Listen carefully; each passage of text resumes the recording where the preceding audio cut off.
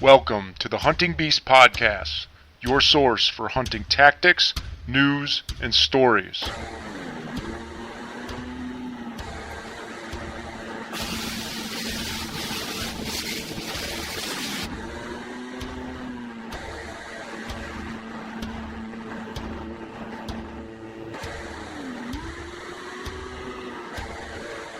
And now your host, Mario Traficante. All right, I think we're good. All right. So we're back at it. I'm here with the Hunting Beast Podcast, talking to Big Hunt on the Hunting Beast site, Tyler Whitt. He's here today to share some of his tactics and good stories and techniques for chasing after turkeys in the spring. Tyler, how are you doing? No, pretty good. Just So you're telling morning scouting. Yeah, you're telling me you're out scouting this morning. So what are you looking for? Besides the obvious of turkeys. Trying to locate some flocks that I've been seeing, throughout the winter. I've been actually eyeing them up since last fall. They pretty much stay in the same areas. But like new areas, like when I go to a new area or something like that, I'm looking for lots of diverse terrain, such as like creeks and rivers or hills, over a swamp. Different habitat like vegetation, because they like when they're feeding, they like to browse on buds and little bugs and worms, and stuff like that. And then also nesting purposes, they need the hens, they need that right nesting vegetation. I just don't think they just go put their nests anywhere. It's got to be, I found a couple hen nests, and when I do, it's pretty much the same. I don't know what plant it is, but they like like on the edge of a barbed wire fence, like the grass there. Yeah, like a fence row. Yep. Right. They like to nest right there because of the grass. It's pretty soft, number one, and then for the most part, it's super thick in there. But I almost never find a hen nest like in the middle of the woods. So I don't know about you, but for the most part, it's. I've typically found nests in areas that you're describing, so taller grass, but on field edges, on transitions like that, but not in the middle of timber. At least that's been my experience. It's always been in. Yeah, thinking back, I don't think I have ever found a hen nest in the middle of the woods. It's always usually right on the edge of the field. So either the hen can fly up in the tree, or most of the time they're going to be sitting on the nest even at night. I mean, I've seen that actually walking in early in the morning, trying to get, right underneath some toms, and here I kick a hen at the base of this tree, and it turns out she was sitting on her nest. It was in pitch black, so that was a weird encounter. I think that probably has a lot to do with obviously the incubation. The type of grasses, and the things that are in that spot. They're probably getting sunlight to heat those eggs definitely. as well. So I bet the proximity is. Yeah, it's probably in relation to the sunlight that's hitting the nest. And then from a protection standpoint, they're probably looking to use their eyesight to obviously see predators coming from a greater distance away.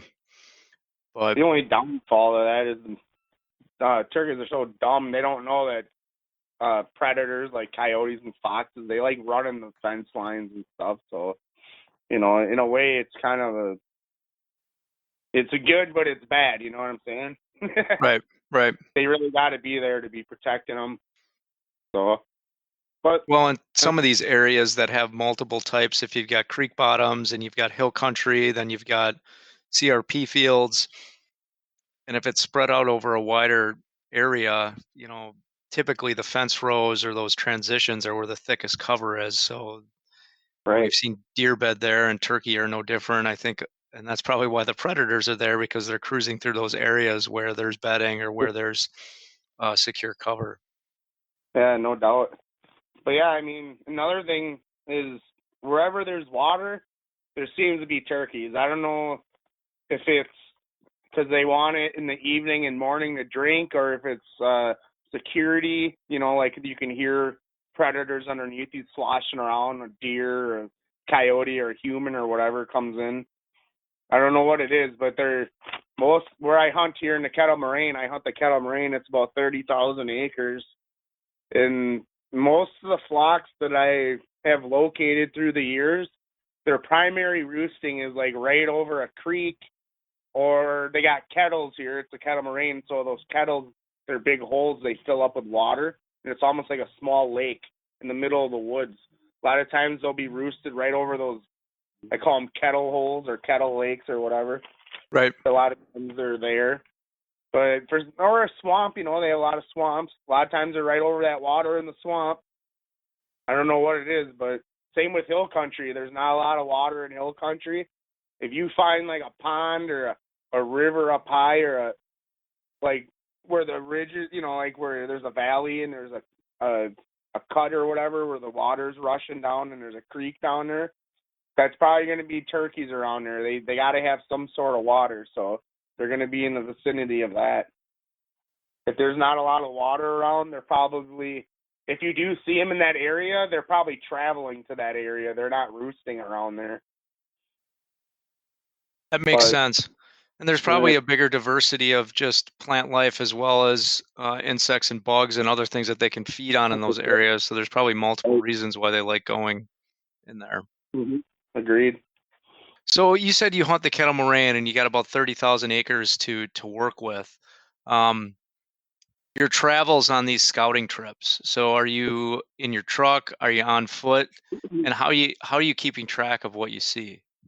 Oh, well, I put on, most of the time I'm driving around. Like last year, I put on about 10,000 miles. So that's in 2 months. So that's probably, 3 oil changes, something like that. Yeah, something like that.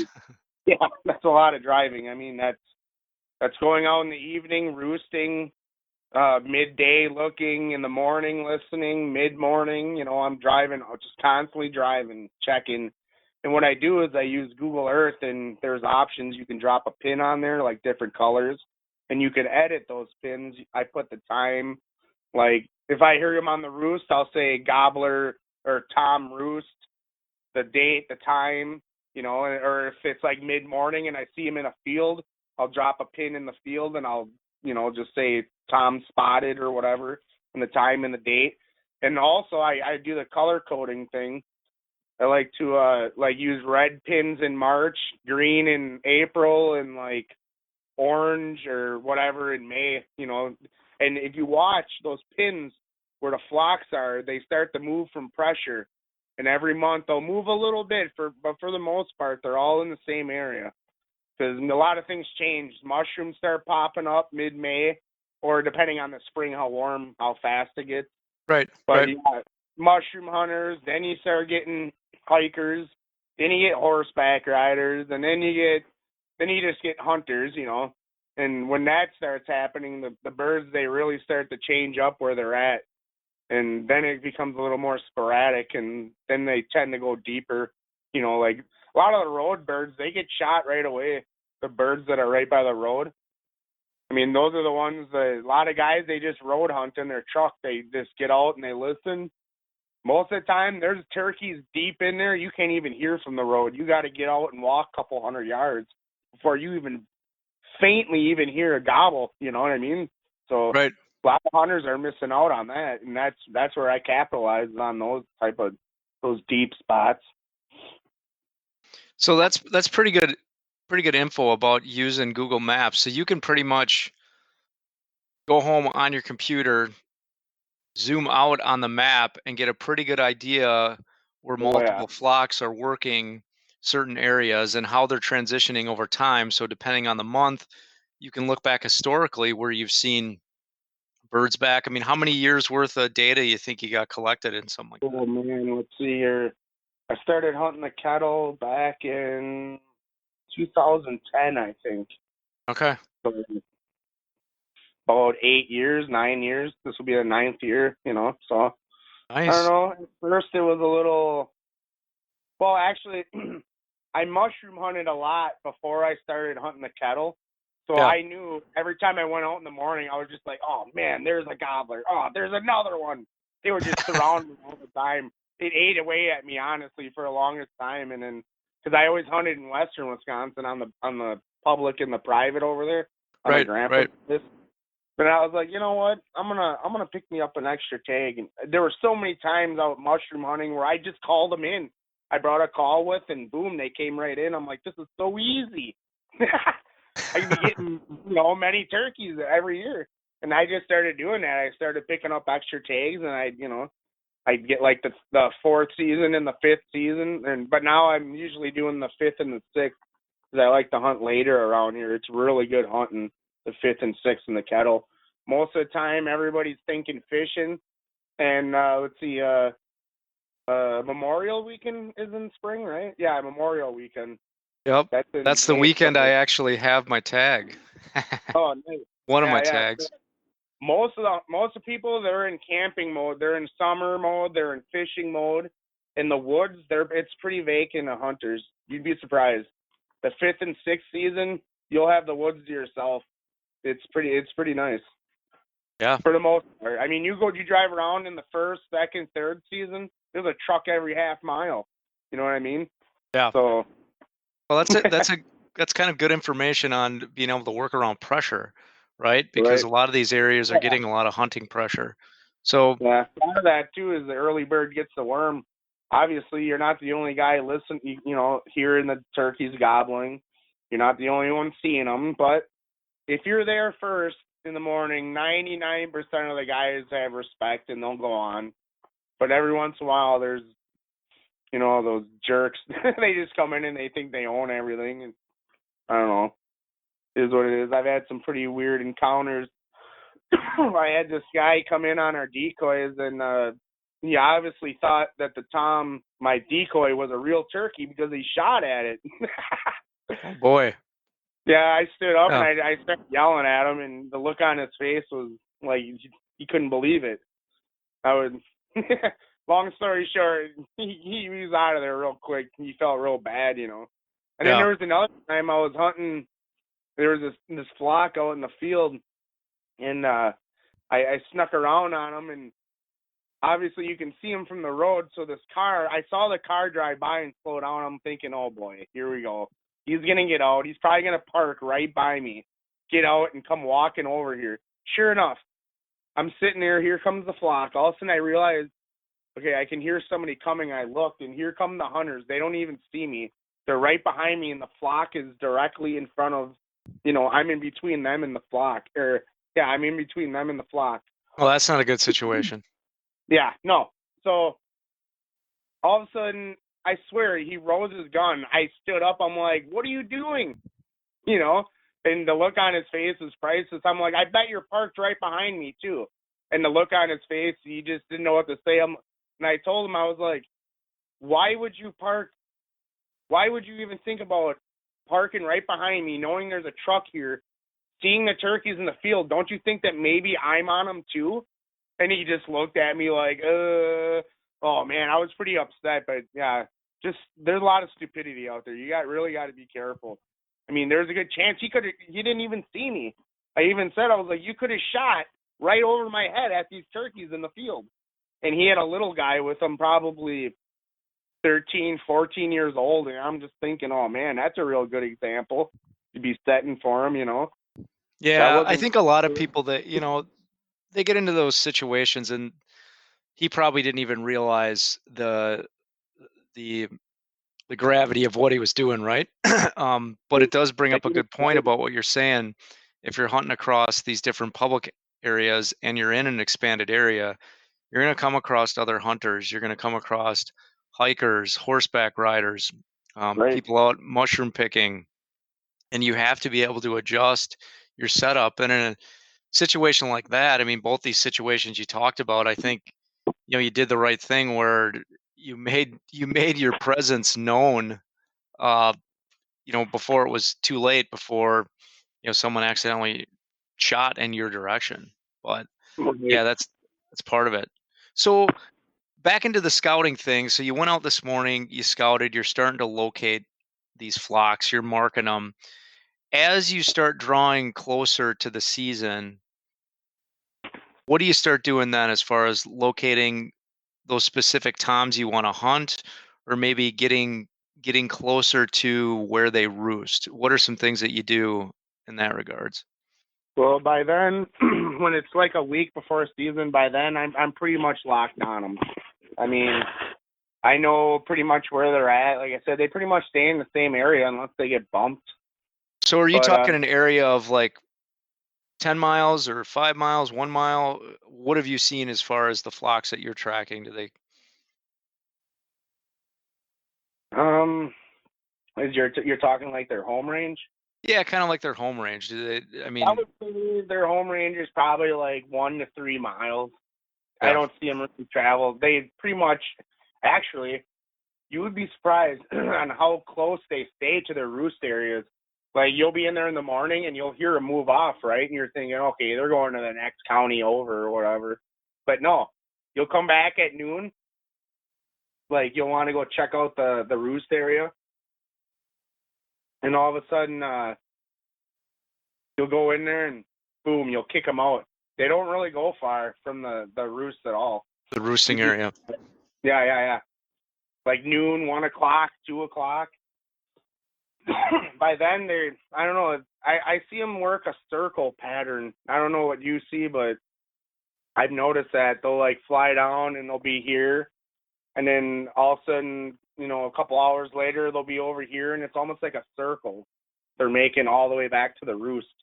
Or a lot of times I see it where they fly down, they go to a particular food source, they're there all day, and then they come straight back. It's like a line. I've seen that too. So Yeah, I think I've observed both types of situations like that where they circle. I know a couple properties I used to hunt where it's more hilly type country. There were sections of oak trees on these ridges that they like mhm. to roost in. And I don't, there's probably a variety of reasons for that, but one of which these larger oak trees had these huge long branches with a ton of cover, but they were always sitting up over a ridge point. But you'd see them get down and they'd literally make these giant loops through the surrounding property. And then I've even seen them a couple times sort of traverse across the same path to get back to that roosting tree in the evening. So yeah, I've kind of observed that same thing. Right. So back to roosting. So let's say you've identified kind of an area where you believe they're going back to roost. What's your tactics in the morning and in the evening? I mean, how are you getting closer, or what else are you looking for to get set up for that hunt on them? In the morning, I'll sit back because I don't want to bust them, So I'll just sit back and I'll listen, and if visually, if I can see them, good. If not, it's not a big deal because you can hear the gobbling and what direction they go in and the yelping and stuff. So in the morning, I'll sit back and I'll be like, okay, a couple days in a row, they're gobbling there, And then in the evening, especially when it gets closer to season, I'll start picking my turkeys. Like, okay, this he's pretty huntable. He's been within the same trees the past 7 days, And this flock over here, they're not as consistent. So I won't even worry about that one. That'll be like a backup one. I mainly focus on those toms that are always consistently in an area because those are your best chances. The ones that are just more random, you're going to be hunting a lot harder for them because they could be roosting in a tree one night in a certain area, and all of a sudden you go there the next day and they're 400 yards down the same ridge, but it's just a different tree. Are you calling in the morning when you go in to try to, I guess, get eyes on them? You don't call. I don't call because number one, they hear that and it's a different, it's not a real hen, and there's a lot of guys out there that just buy calls from the store like Fleeting Farm or Cabela's or whatever, and those calls they get bought and used. Thousands of guys use them, so the turkeys hear them all the time, right? Now you start getting into those custom calls, that's when you're going to start getting some good responses because they've never heard those before, the custom calls. There's different frequencies and tones and pitches. Most of those calls that are bought from the store, almost every hunter has at least one of those calls, you know what I'm saying? Oh, Like yeah. a HS Rod or a Mad call, you know. I have a couple different ones. Yeah, exactly. Right, Yeah. right. I mean, you start getting into those custom calls, now you're going to start getting some good responses because they haven't heard those calls before. But typically I don't call like in the morning because I don't want them to I don't want them to know that I'm over there, basically. It's good enough for me just to hear them. That's all I need to know. Then I'll come back in the evening, and that's when I'll start hooting at them. Like, okay, I heard them over here in the morning. They're most likely going to be in this general vicinity. And if you get up high where you can get the sound of the owl hooter, like out, like get up on a ridge and where it goes down into a gradual slope. There's a lot of that in the kettle. There's a lot of ridges. That sound carries out more versus if you're down in the valley and you're calling up, it kind of just muffles. I don't know. It's hard to explain, I guess. But I always try to get to the highest point, like on the road or up on a ridge or something, so the calling really goes out there. And you can literally hear it skip over the treetops on a dead quiet night. Yeah, if no one's heard it, I mean, Tyler recently posted a video of him doing this owl calling back against the turkeys, and it's pretty cool. So are you going out like right at dusk or when? Oh, that's a good question. For Yeah. roosting, Yeah. most guys, they're roosting at the wrong time. They'll go out like right when the sun's going down. They're thinking, okay, the turkeys are in the tree already. But 9 times out of the 10, they're not in the tree yet. That's why they haven't gobbled back to them. They really, from what I see, they don't gobble. They will gobble if they're hot, But when they get up in the tree, that's when they start gobbling. And the perfect time to match it is in the morning, right as you hear that first gobble, right at daybreak, like gray light. If you can match that in the evening, that's the best time to roost. Wait. It's going to be hard to do it, but you're going to be like, I feel stupid sitting. It's almost dark, And a lot of guys, when I'm out roosting, I see nobody out there, Mario. Nobody. It's amazing. And I'm out there, I'm hooting. Oh, there's 3 of them right there. I jump in my truck. I fly down the road to the next spot, hoot a couple more times. Oh, there's another one. Fly down to the next spot. Oh, there's another one. It's just how it goes. You just keep hitting those spots. It's all timing on the roosting. Actually, I have 2 owl hooters here. I can show you kind of like how I hit them if you want. Yeah, for sure. Why don't we do that? That'd be cool. I mean, I'm not sure. It should pick it up pretty good. Oh yeah. But like, I have 5 or 6 different hooters. They're all different tones and frequencies. And you can go down the line. If one doesn't work, just go to the next one. They're either gonna like a high pitched one or a low pitched one. And sooner or later, just keep hooting. They ain't going to gobble right away, but for the most part, within 4 or 5 hoots, they gobble. So, but this is pretty much how I hit them. Hold on a minute. I'll just, I'll sneak in and then I'll just go like this. It's like that, and I'll just wait. And usually they gobble right there. They'll throw a gobble out. Right. And if they don't, well, then I'll go like this. And then that's like, because it's like, there's a series of the call. Right. And then if they don't call, then I'll hit them with the full hoot. Kind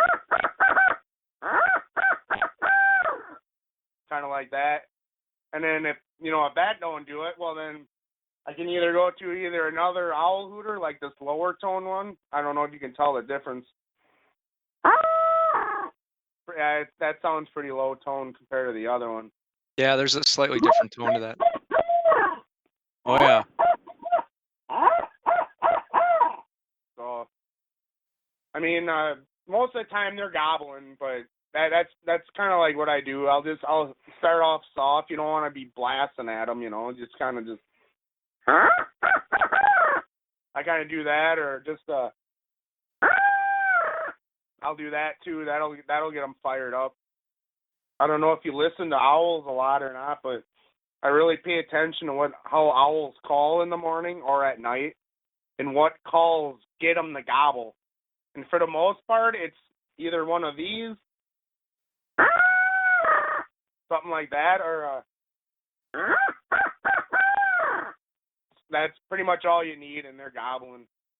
I mean, and then I got this little brass whistle. I was telling Dan about this. Dan knows. I think I told you about this too.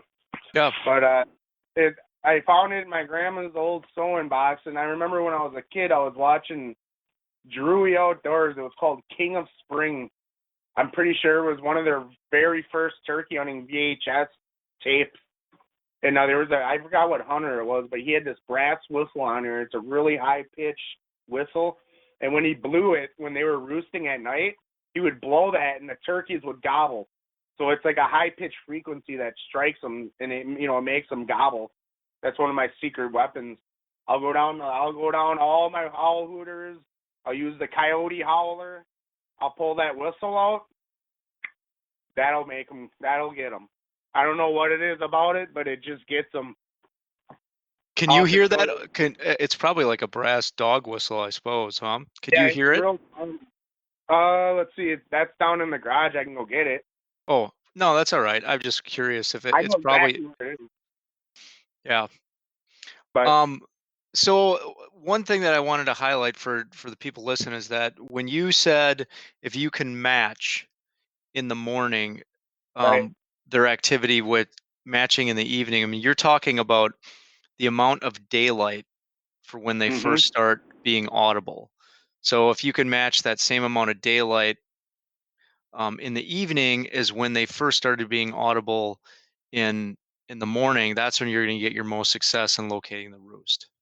Right. And a good thing is the daylight will help you. If you can see the sun and you watch it go down below the horizon, as soon as it goes down below the horizon, now you can start counting down.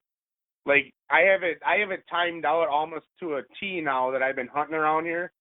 In early season, like first, second season, the prime time roosting is about 7:50 p.m. And that's when I want to start calling because it's like 20 to 30 minutes before complete black. You know Right. what I'm saying? Yep. Yeah. So, and then as the season goes on, obviously daylight is longer, and in the morning too, it gets lighter earlier because the summer and stuff. Because let's see, in the first season, I'm most of the time I'm killing them about 5:45, and by the time sixth season comes, I'm telling you, it's like 4:45. It's pretty early when they drop out of the trees. That's just a difference in the time from when the first season starts to the last season. Right. You really got to work with the daylight. Yeah, that's interesting, and that they're tracking on that specifically.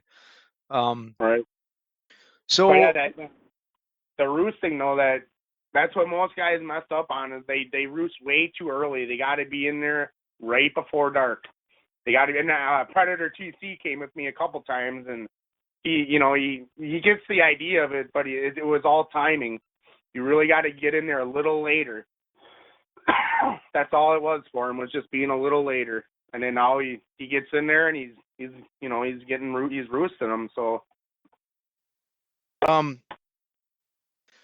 once you determine the roost and you're roosting them in the evening, what else do you do to start determining their direction of travel? Like obviously when you want to hunt them, you have to get in on a setup. So what strategies do you use to start determining what your setup's going to be once you've identified your birds? Like you said, you start locking down on specific birds, you're finding out where they roost. Are you using your morning observations to determine direction? I guess, what are you doing there?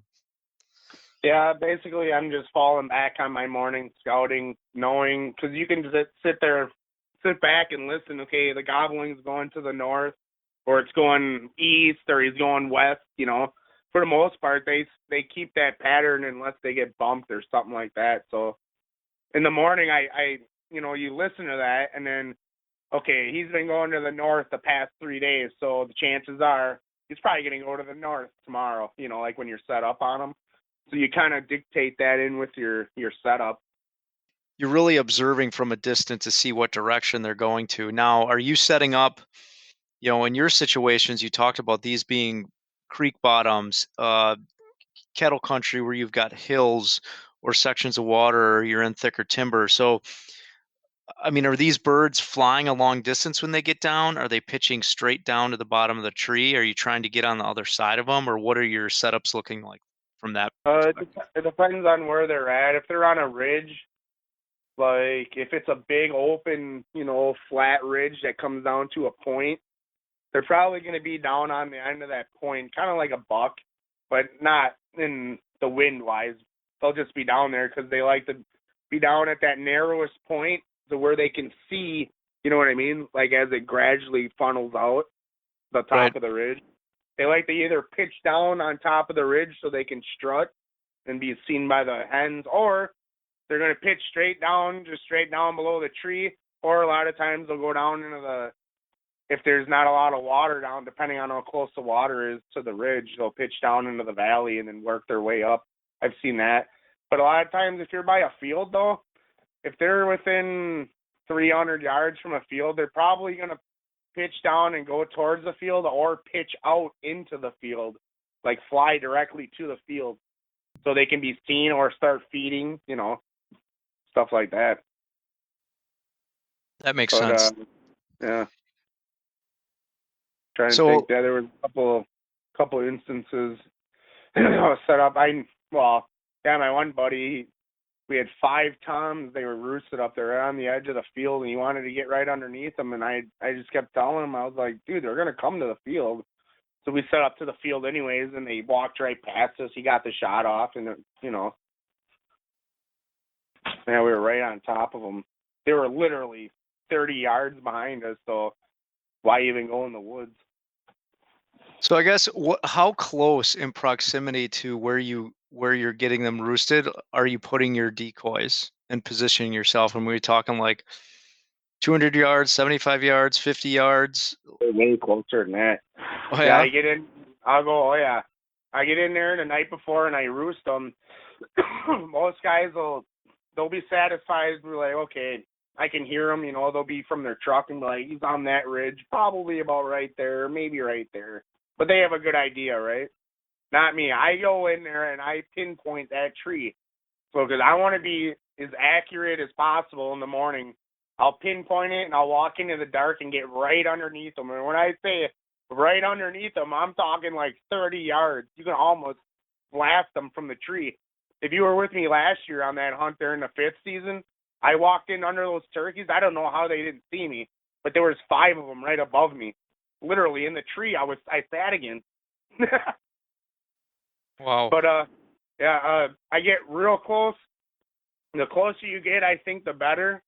Personally, I've heard a lot of different, opinions on it, but yeah, occasionally they'll fly out of the tree right over the top of you, like, and go to the field. But in most of those situations by the field, I'm set up in the field anyways.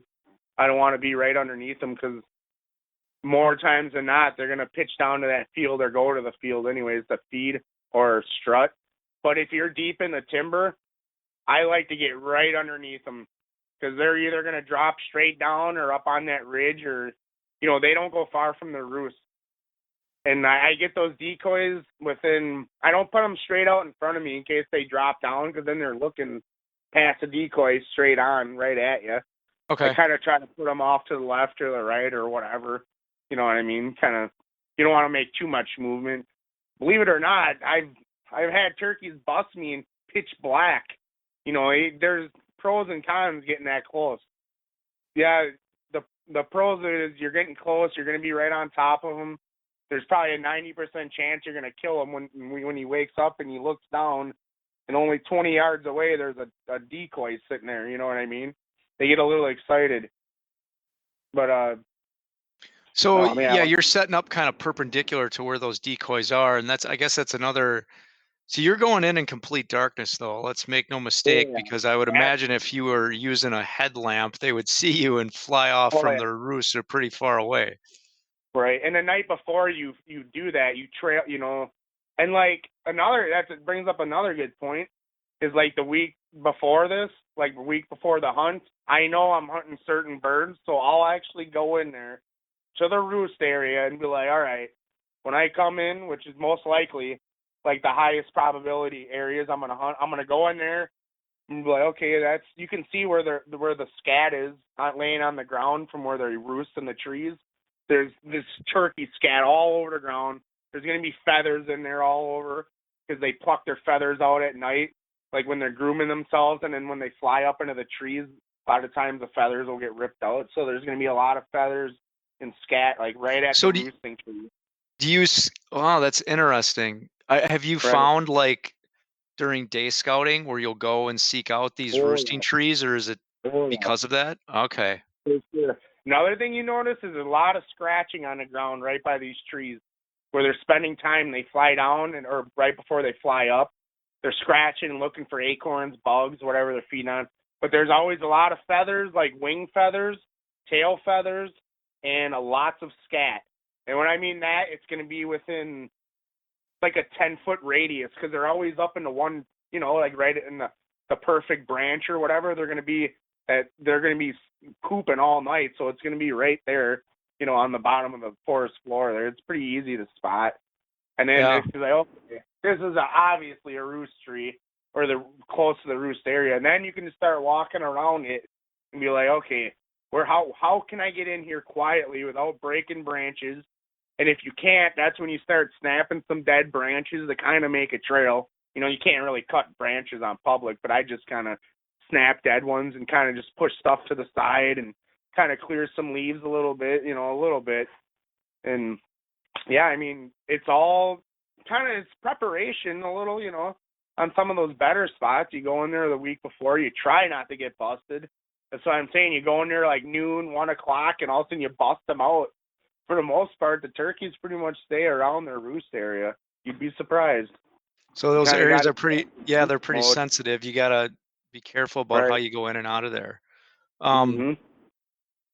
I That's really really good. don't disturb everything. I just kind of just what I do is I find where I can enter in the quietest, quickest, and like for that setup without having anything in my way, or I don't like going through a lot of sticks or breaking sticks, or like in pine woods where they log them off.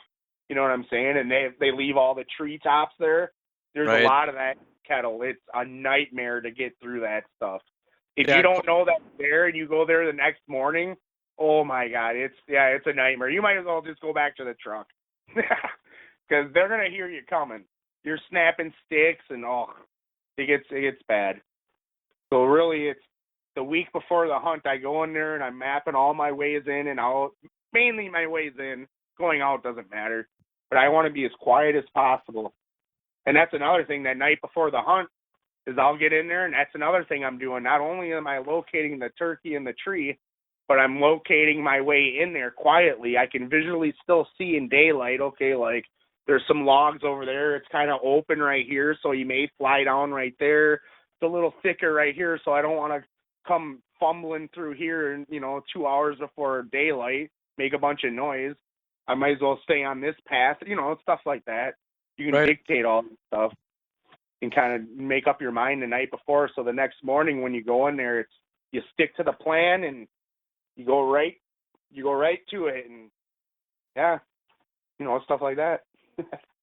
Are you mainly doing setups when you get in this situation, and I presume you are, where you're finding cover that's on the ground, where you're located? I mean, you're not hiking a blind in for these setups, are you?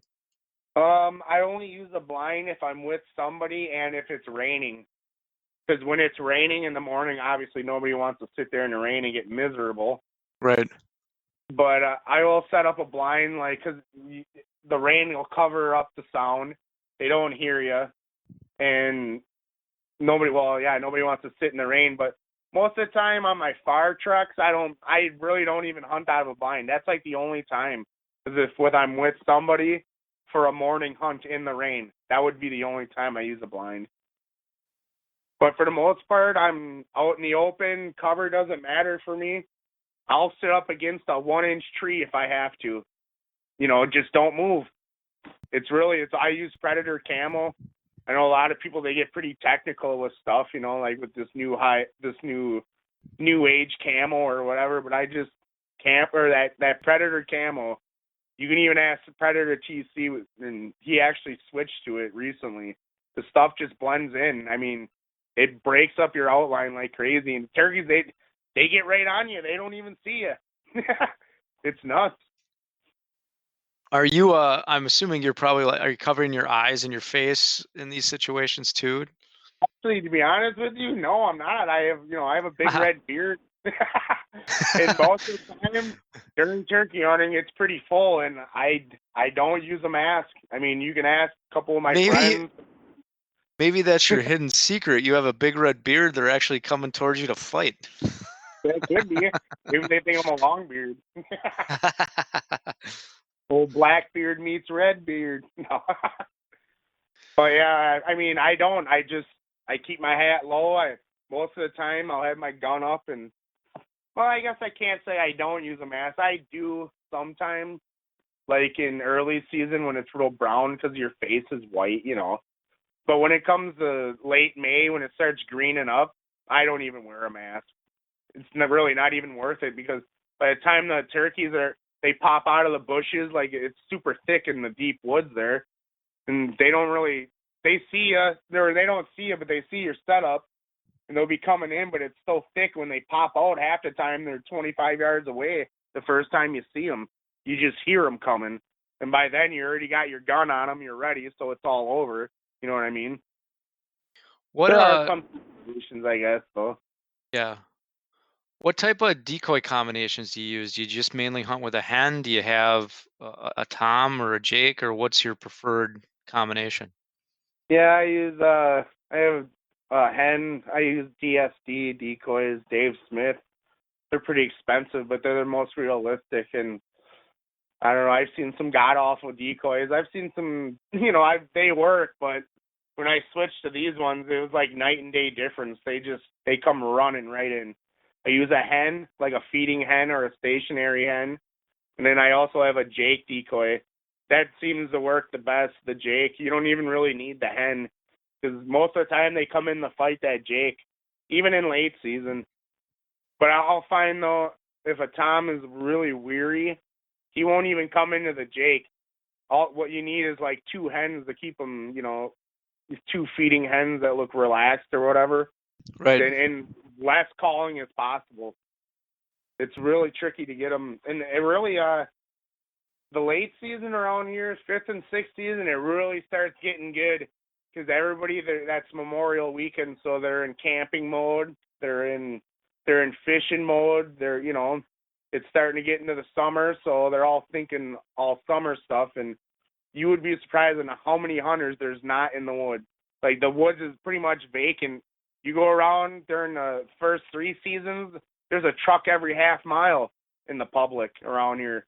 You get into the 5th and the 6th season, you'll be lucky to see 2 hunters all day parked.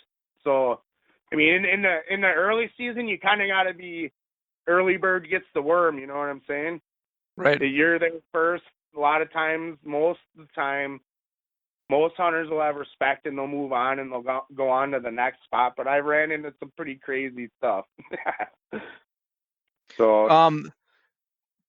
I do have to admit, I think I might have on a couple occasions, due to not having any decoys, just tried to take a garbage bag, a black garbage bag, and just make a decoy, just for purposes when I was younger. I did have, I'd have turkeys come and look at it from, you'd call and get them to come across it, but they would never come into it, like from across the field. Obviously, they probably knew it was a garbage bag just blowing in the wind at that point, but It's actually not a bad idea. for a cheap decoy, you can make it Right. work. Oh, So, on that same note of decoys, have you have you tried fanning or used turkey fans as part of your setup as well? Oh yeah, definitely like midday. If I see a tom out in the middle of a field or with hens and you're calling to him and he ain't paying attention to you, and a lot of times I actually have this umbrella. The trick with the fans though, like the real fans, is you got to get extremely low because a turkey isn't 4 feet high. You know what I mean? Maybe if they got their head straight up and looking, but when they're Right. fanned out, they're pretty small birds. You'd be surprised. But you just got to get low. And another thing is to have like a hill. If you have a hill and you come up over the top, that's your best bet. Like surprise them that way. But if you have like a long distance where they can see you coming, they have a lot of time to think about what's coming at them. And I have this umbrella. I was talking to you about it before. It's got a big tom on there. When you open it up, it's made for like 2 people. It's really big. It's really nice. You can kneel down. You can put a phone on there to record. It's got like a bow mount on there. It's like on an umbrella thing, so it's got a handle. And when you're sneaking, it's really handy. I love it. If you hunt with me, we'll try it out. All right. All right. And I suppose the same situation like you had talked about before with when you're in public areas and you're moving around with with different pressure in that area of other hunters and so forth. I would assume when you're fanning, you probably got to take quite a bit of precautions to make sure that you're the only ones in an area. For sure. I mean, I definitely won't do it if I see another truck parked because he's most likely watching the same turkey, and you just don't want to get shot, period. Yep. There's Oh a lot yeah. of No, stuff. that doesn't make for a good outing if that happens. Right. No. I mean, I ran into some pretty stupid hunters. For instance, I had this flock of turkeys out in this field, and I park on the road out of sight, and I sneak down the field edge, and I'm sitting there, and I see this car drive by, and it slows down. I'm thinking, oh, great. Obviously, he sees the turkeys I'm watching, so he's probably going to park. And I heard his car door, and I was like, oh, boy, here we go.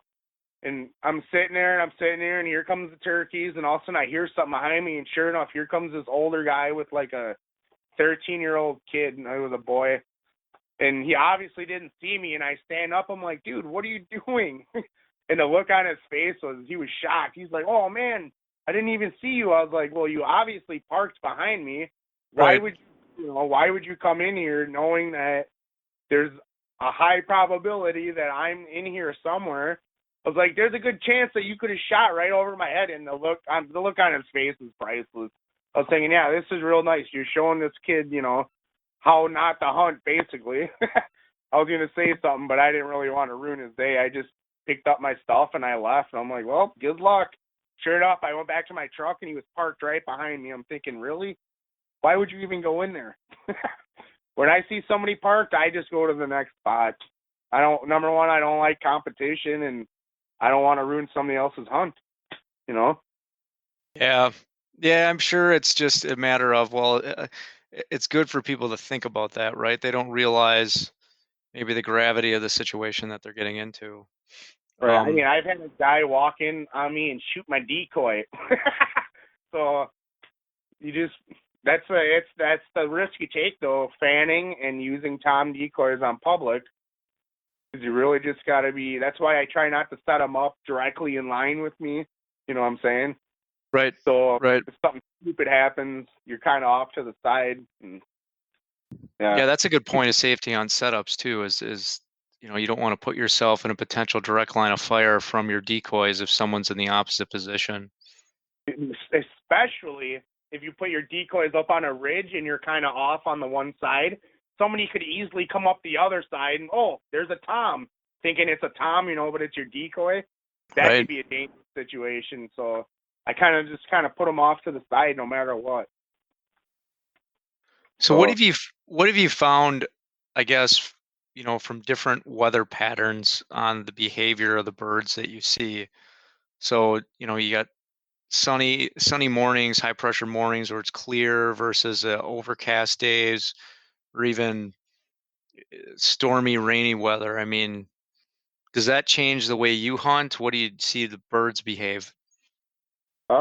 It doesn't really change the way. Well, I'll hunt either way in any weather, but I notice on those clear, high-pressure days, mornings, those days, they're really active. They're real vocal all day long. And, of course, warm days, too. For some reason, they just like warm days versus cold days. Another thing I notice is thunderstorms. I don't know if it's the pressure or if it's the thunder, like the frequency from the thunder, rumbling, or what it is, but there's something about it when a thunderstorm comes in, man, those turkeys really get fired up. I don't know what it is. There's got to be some, scientific stuff behind it, but I really wish I could, read in on it. But there's actually a biologist I was talking to about turkeys, and he was saying, like when it was 50 below out this past winter or whatever, Right. that a lot of times those turkeys, they don't even leave the trees for a couple days. They'll be up there and they just stay up there. And in the spring, when you shoot a tom, I don't know if you ever noticed, but there's a line in their beard. You ever notice that? No, I haven't. But Yeah. Well, I haven't shot that many though. Go back to your beards and you'll see every once in a while there's like a weird line. And what that line is, it's a stress line. Basically, like a part, like whatever, over the winter, either it was super cold and they couldn't get out of the trees, or they just couldn't get food, or something happened over the winter. And you'll see that in turkey beards. They have stress lines. And really? So is it a spot that's a change in color, or it's a change, or it's a lack of hair? Like, how the strands of the beard come down? It'll be almost like a crease, and then it continues straight again. It's pretty weird. When you go back and look at all your beards from the turkeys you've shot, and you'll notice that you'll be like, interesting. Some of them have 2 or 3 of them. Some of them have 1. Some of them don't have any. Depends on the winter and how stressed they get, and stuff like that. But a lot of times they'll be in those, like this past winter, I have a feeling that a lot of turkeys died this year because of the cold. And then we had all that snow. It melted and encrusted over. They can't dig through that stuff. So I haven't found any dead turkeys yet, but I know my buddy, he found like 10 of them on his property. So that ain't good. No, I mean, that you're right. Those type of conditions make it very difficult for them to browse for food. Right. When you get that heavy snowfall and then ice, that does make it very difficult for them to get access to the stuff they normally feed on. But it makes sense that they would roost during that bitter cold and stay held up. Yeah. But at a certain point, they got to get out and feed. Right, exactly. I mean, I've noticed that too when you get breaks in weather. I mean, this might seem sort of obvious, but that their movement and their calling, when you get a light rain going on or it's overcast, it'll shut down. They might still be out active, but they don't call anywhere near as much. And then once you get a break in that weather and the sun comes out, they seem to just ignite and start calling. I was going to say something, but when it's real cold and rainy in the morning, a lot of times they don't even fly out of the tree until an hour or 2 after daylight, and a lot of guys get up and leave thinking that the tom ain't coming in, but they just haven't flown out of the trees yet. It's something they do. I don't know. They like to sit up in them trees. Do you use that as a tactic at all to try to time those weather fronts and then get out, or at least wait a weather front out so you can get that real peak in activity right after the weather breaks? Oh yeah, regardless, I'm out there either way. But yeah, in a way, yeah, I'll sit back and wait. A lot of times I'll just sit back and listen and just use that morning for a scouting mission and be like, okay, I'm gonna come back in the evening, as the weather clears out or something. Maybe midday they'll fire up. And a lot of times you'd be surprised. You go back midday, those turkeys are right back in those roosting areas. You give a couple calls, they'll fire up and they'll come running right in. For instance, it was a few years ago, I was going to check out this roosting area, and it was the day before opener. I went in there about 1 o'clock. I didn't even make it down in there. There was 2 toms gobbling on this side of the horse trail, and there was 5 of them down in the swamp. So I sat down. I got down in there, and there was like a blind from gun hunters or whatever. I sat down in there, and I made a couple calls on my slate call, And all of a sudden, here they come, those 5 toms. They walked right past me. I couldn't believe it. I was like, really? The day before opener, you know? And so I let those walk past me. I went down in the roosting area. I figured everything out. I came back. Those other 2 toms on the other side of the road, now they were out in that snowmobile trail or the horse trail, so I was locked down. I couldn't get out of there. I mean, you'd be surprised on how close they stay to those roosting areas. Right. Yeah, so you're kind of stuck in a position and you have no safe access out without busting them. And actually, I don't know if you recall, I have a video on YouTube that Tom, he's real close to me, and then he gobbles. I don't know if you remember that. It's like it's like a 1-minute video, but he's super close, and this crow calls and he gobbles, and I'm in cutoff sleeve shirt, I'm in shorts, and I'm kneeling against a tree filming this, and he didn't have a clue I was there. And I actually killed him the next day on opening day, up in that hardwoods where they were roosting. So it all worked out. But yeah, that was crazy. For the most part, they stick around those roosting areas if they're not bumped. Right. You talked about this with me a little bit before. Was just about certain things that you see in a turkey when you're calling. Oh yeah. That give you an indication of that turkey is either in the mood for your call or not in the mood for your call. And what are some of those different things you observed? Yeah, they're real moody birds. You'd be surprised, like when you see a tom out in the field, and I always have my binocs on me, and when I call to them, one of the indications is when they flap that wing, it's probably not a good idea. They're going to either shut up. I've seen them run. I've seen them shut up. And I've seen them go out of strut and not strut again and just walk away. And you'll never see them again. It's either pressure. They know it's not a real hen, from the frequency. And I don't know if I think I mentioned this before, but all the calls that are getting bought at Fleet and stuff, it's all the same you mentioned call. that. Those guys with the custom calls, those are the ones that are really reaching out to the birds and bringing them in. But so you talked about they'll do different things with their wings or maybe lift up their head. There's just certain things that you see them doing. They have a snoot on their head, the thing that dangles. Right. When you're calling to him, if you're calling, you can watch that snoot. If it sucks up, you might as well stop calling because he knows something's up or, something's wrong, obviously, because he knows it ain't right or it's the wrong frequency or something. He just knows. Those old toms, they're not dumb. And that wing, too, that's another indication that they didn't like something. Most of the time when you call to them and they go into a half strut or in a full strut, then you're on to something. It's like, okay, now we can work with this bird. But you'll find out real quick when they're out in the field and you call to them, just by watching their movements, what mood they're in, if they're going to come or if you're going to have to work at them a little bit. Like that snoot and the wing flap is your most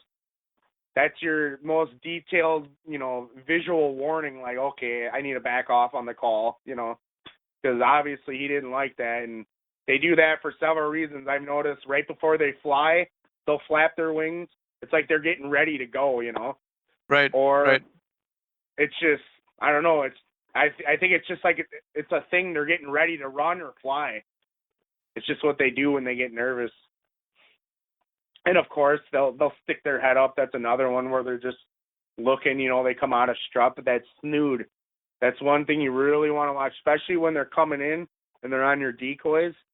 If you pay attention to their snoot, they'll be coming in hot, and you'll be sitting there, and all of a sudden you move your arm or something, or they see something. You don't even have to move. If they just see something they don't like, if you see that snoot stuck back up, you might as well get ready to shoot or it's all over. They obviously seen something. There's little things you can watch. It's that wing flap and that snoot coming up. So to tie some of these things together, I mean, you're scouting, your evening roosting is when you're doing your owl calls or your other calls to try to locate them. Right. In the morning on a scout or a hunt, you're really being quiet, just waiting for that bird to leave the roost and hit the ground. So Mhm. are you when they're on tree in the morning, are you doing any calling at all? Yeah, I will with my owl hooter, and that's about it. Because I don't want Okay. them to let them know that I'm a turkey. You know what I mean? Okay, so you're not mimicking a turkey at all when they're up in the tree in No, the morning. not in the morning. Definitely not. I don't So want them. What's that?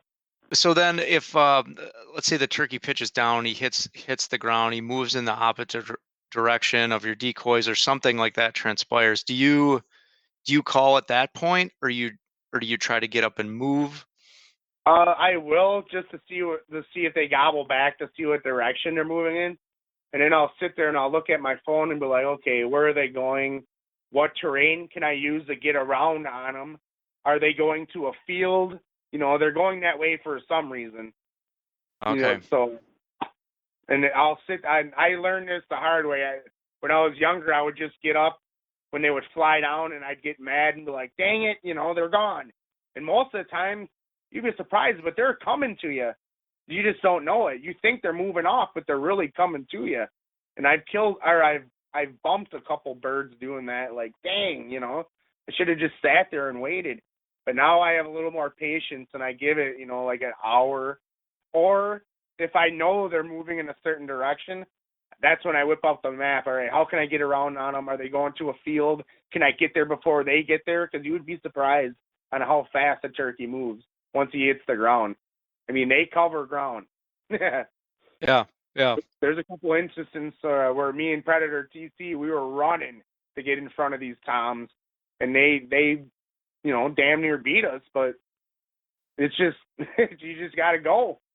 When I hunt with people, you know, I like hunting with people, but I'm really picky on who I hunt with because in some instances you have to get up and you have to go. You know what I mean?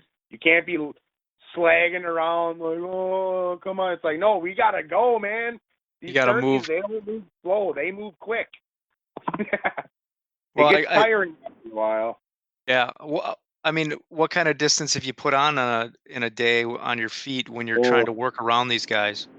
well, that's a good question. Me and my good buddy Travis, my main hunting partner, I guess you could say, I think it was 2 seasons ago, we put on almost 14 miles in 2 days. So, and we were cooking. We were covering ground. We had umpteen opportunities. We could have shot a bird right out of the tree, but obviously I don't know if that's legal or not. I wouldn't personally do it, but he could have if he wanted to. The thing was 20 yards, you know, all day long. That first day we were on 6, 7 different birds that just didn't happen, or something happened where either he couldn't see it or the bird saw us or it just wasn't the right setup or something, you know. And then finally that next day, like midday, he was getting pretty bummed, and we were getting pretty tired. I was about 10 miles into it already. I was like, well, let's go check this one field. I've been seeing this Tom about 1 o'clock every day. Sure enough, we drive past there, and there he is. So we drive around, we get up in the woods, and we sneak up, and he was coming down the field edge, and he came right to us, and he laid him over. That was a fun, hard-earned bird. Yeah, that's a lot of But getting out though and doing more active style of hunting it and giving yourself some opportunities. That sounds like a lot of fun. So, I mean, you could sit there in a blind, but you're not going to have as much action. You really need to get out there and move. It's just the way it is. well, and I guess that's I a good point too, depending on where you're hunting. If you're on a really small farm, when you've got limited access to how oh, right, you bump birds on and bump birds off, that's going to limit you on how much you right, can move versus being on 30,000 acres in public where you're mhm, able to move around and really traverse and chase these birds. right.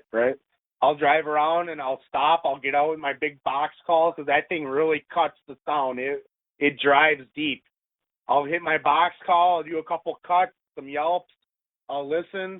If I don't hear nothing, I go down to the next spot. I just keep moving. And then if that doesn't produce, that's when I go into those deep spots.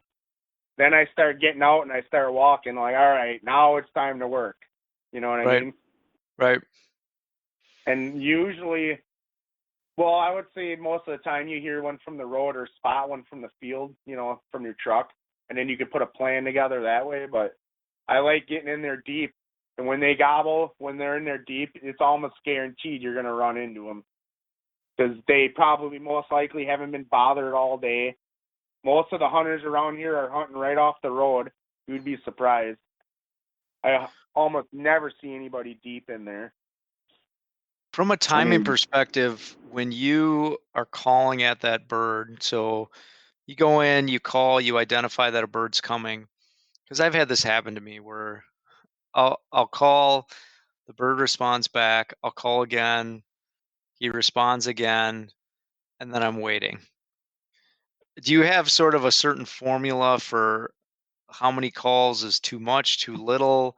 And what is, what's your time frame that you wait for them to come in? I think it's kind of a concept of being patient. I've had times where I've called, I'm waiting, I call again, the bird calls back, and then I get impatient. I stand up and the bird's 30 yards from me and he was just making his way into me and he runs off. Oh yeah. And there are so many times. Most of the time, like in the morning, I try not to call much on the roost, but if you're like midday and all of a sudden you're just out in the woods and you hear one gobble by himself, Yeah, exactly. I don't call at all. I'll just keep going to where I think he is without bumping him. But every once in a while, you'll just run into him. Just the way it is.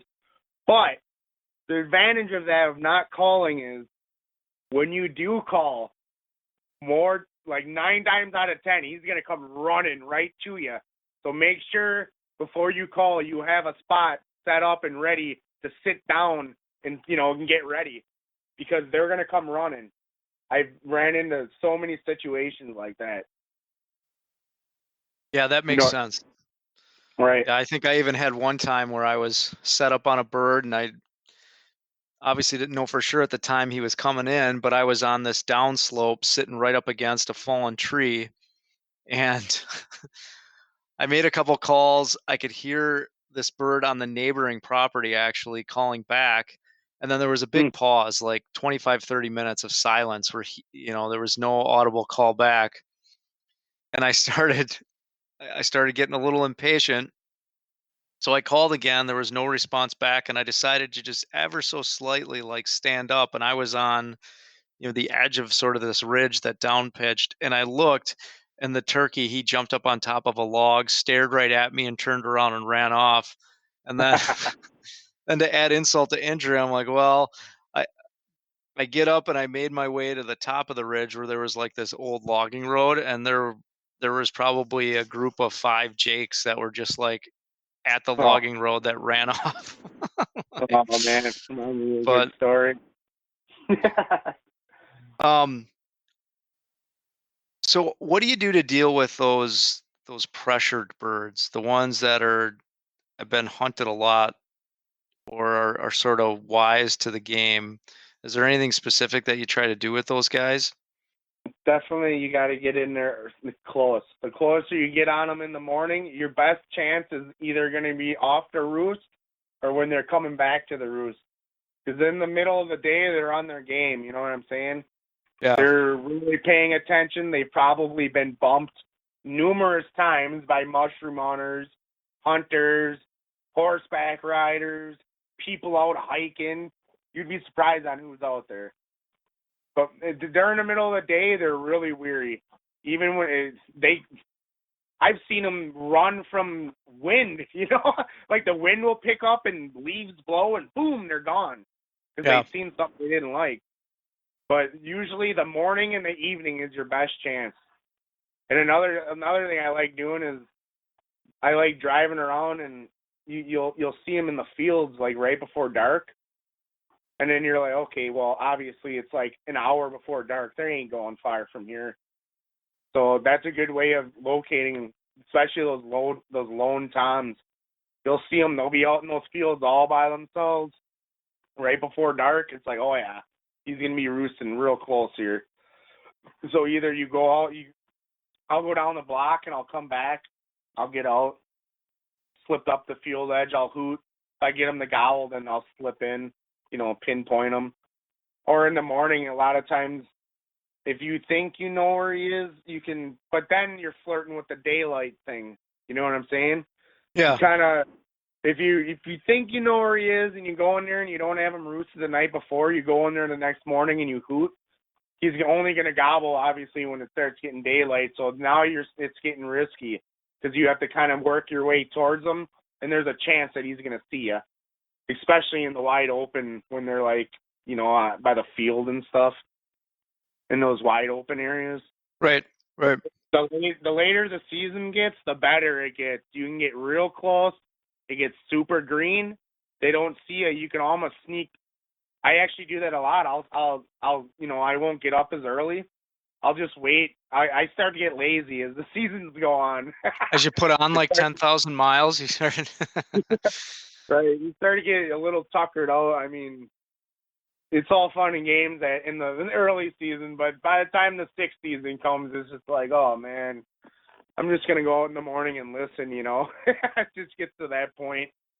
But it's so green in late season, you can almost, that's how you get away with it. I mean, you don't have to roost in the late season. It's always good to roost, but you don't have to because you can literally hear them in the morning, sneak right underneath them because of the green. They don't see you. You know what I'm saying?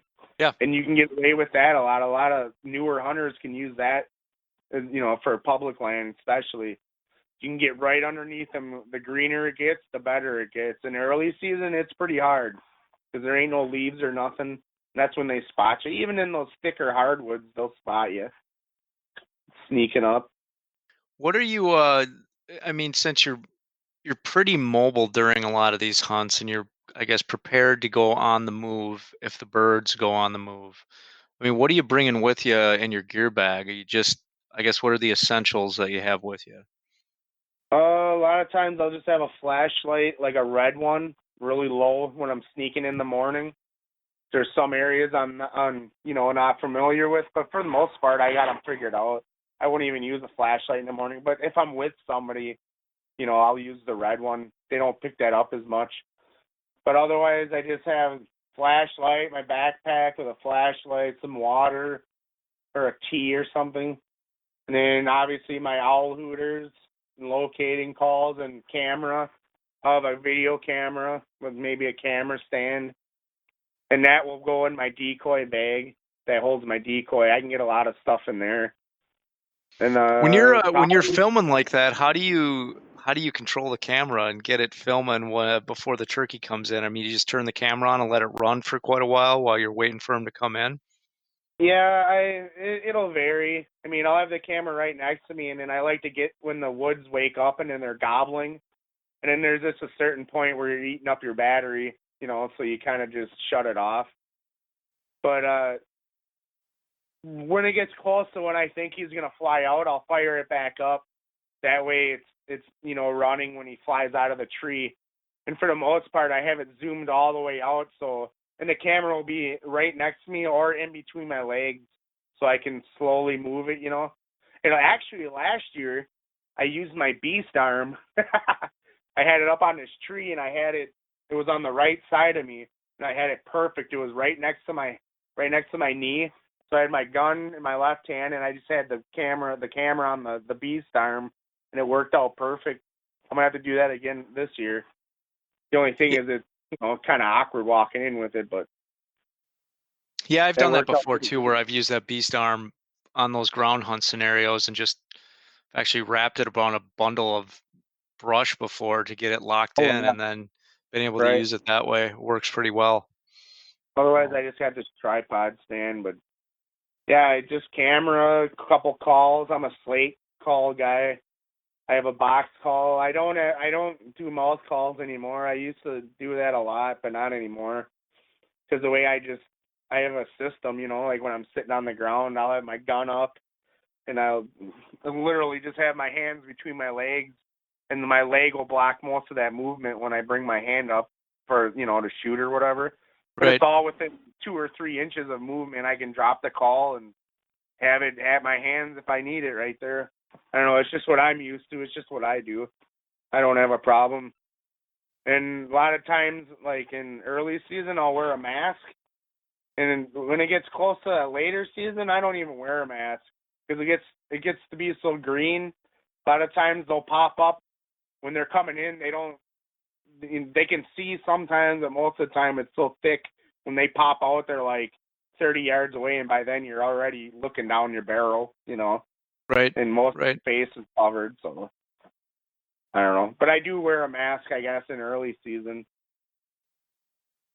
Have you? Sometimes when I'm spotting and stalking, I don't wear a mask at all. It's just a hassle. Hard to breathe. Gets caught up. Sometimes it'll ride up and cover your eyes, and it's just when you're in the moment, your heart's pounding. Just one less thing to worry about.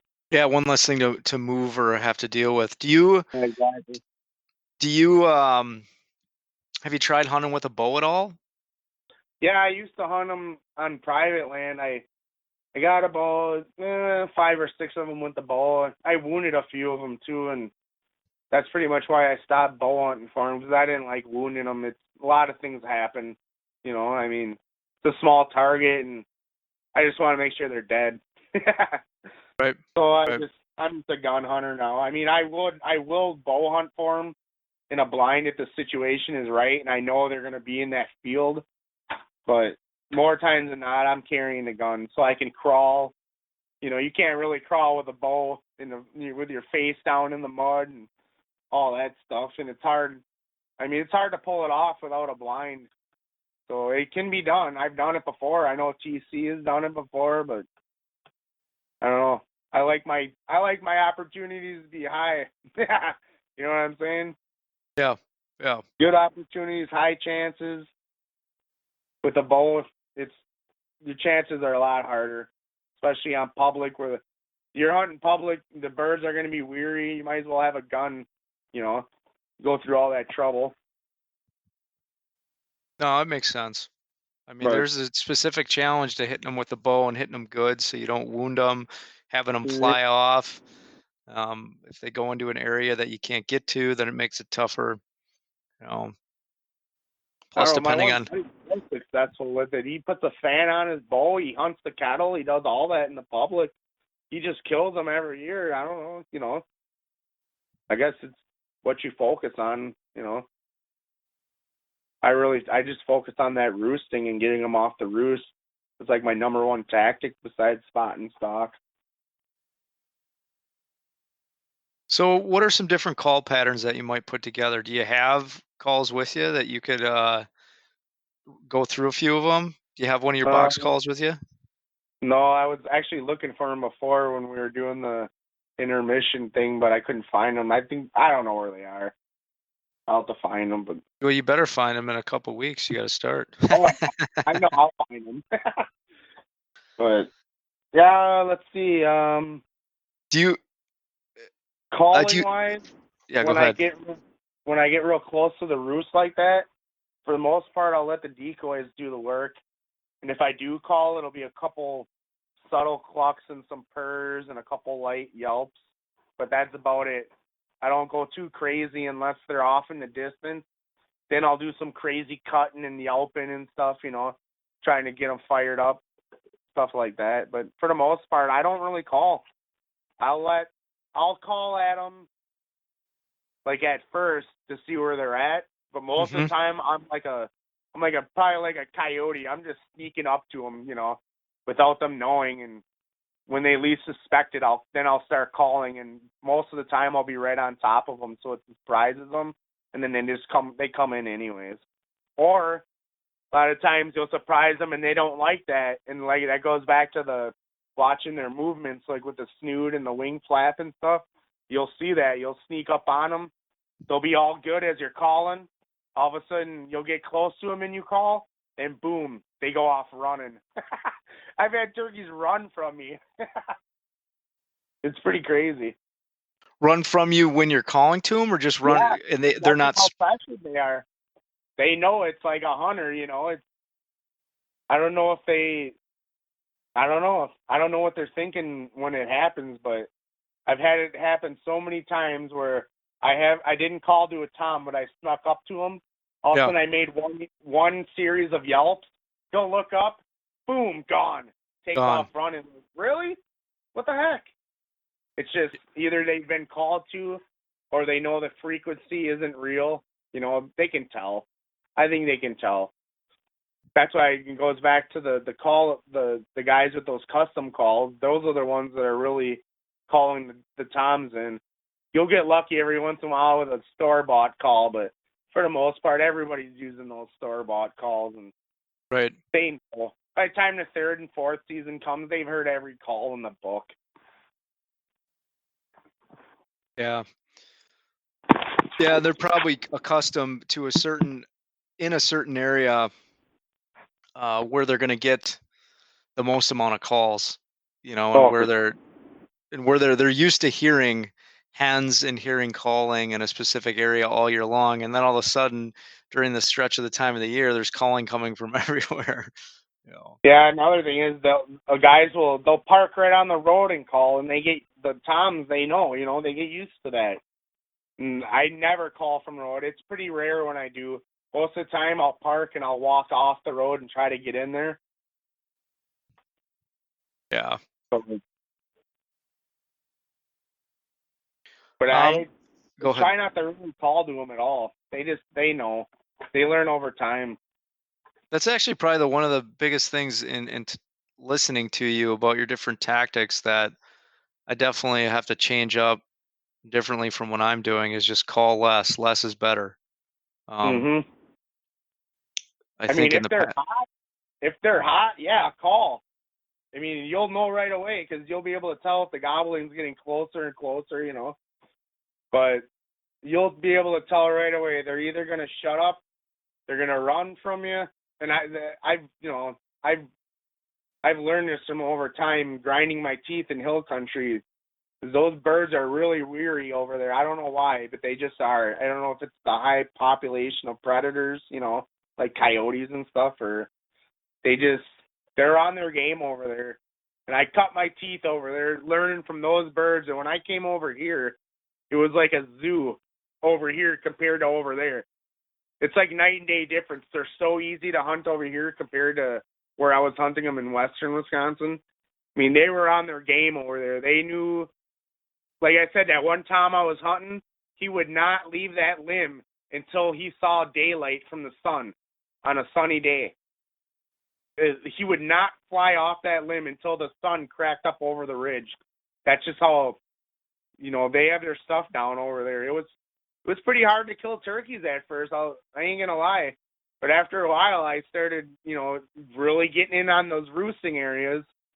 And patience was another thing. I would get up and leave right away. Like, for instance, I had this flock of turkeys. They flew down. They went down into the valley, and I'm thinking, oh, great, well, it's all over. Right. Whatever, I'm going back to the truck. Get back up to the truck, and I'm sitting there. I'm looking at maps. All of a sudden, I look over right where I was sitting. There's 4 big toms sitting there. I'm thinking, you've got to be kidding me. I was just sitting there 25 minutes ago. So I had to eat that up. I was sitting there at the truck like, man, they were there for a good 2 hours just strutting right where I was sitting, and there's no way that I could get down and around because the private that I was hunting only went so far, and there's just no way I could do it. I should have just stayed there. Oh, hard lesson learned. Yeah. Yeah. Was there any particular story that kind of sticks out in your mind about one of these hunts that you've done? A challenging bird or just situation? I mean, I know you talked a little bit about you had a hunt in western Wisconsin where you had five shell rounds with you, and you got close to going through them all. That was an interesting day. I got permission from the farmer, and it's rare you get permission from that guy, and it's just a turkey haven. I mean, it's just one of those spots. You sit there all day, and you're going to have numerous encounters, and I got lucky, and it's basically like a 400 acre cornfield, and there used to be a big oak tree out in the middle of it. And after all the years, it fell over, and now there's just a rock pile there. I always used to set up that rock pile. Well, I was reading my phone on that. I don't know if you remember that Mark Anthony guy. He got busted for, lying about that deer or whatever. That 200. Yeah, ground blind Yeah. hunting, and he Yeah, I was fabricated a few sitting there. deer. Yeah. I was sitting there reading that on my phone on the Beast. I was reading the Beast thread on it, and I had my decoys like 10, 15 yards away, and I made a series of calls, and I put my call down, and I'm reading my phone, and all of a sudden I look up, and there's 2 toms. They're sitting right at the decoys. I'm like, oh my God. And I only brought 5 shells with me. And I had this new scope on my shotgun. It's like a tactical flat shield scope. Right. And the battery was off because I literally just sat down. This happened within 10 minutes of me setting up. And I was thinking, okay, I have to drop my phone, turn the scope on, turn the safety off on the gun, and try to pull a shot off.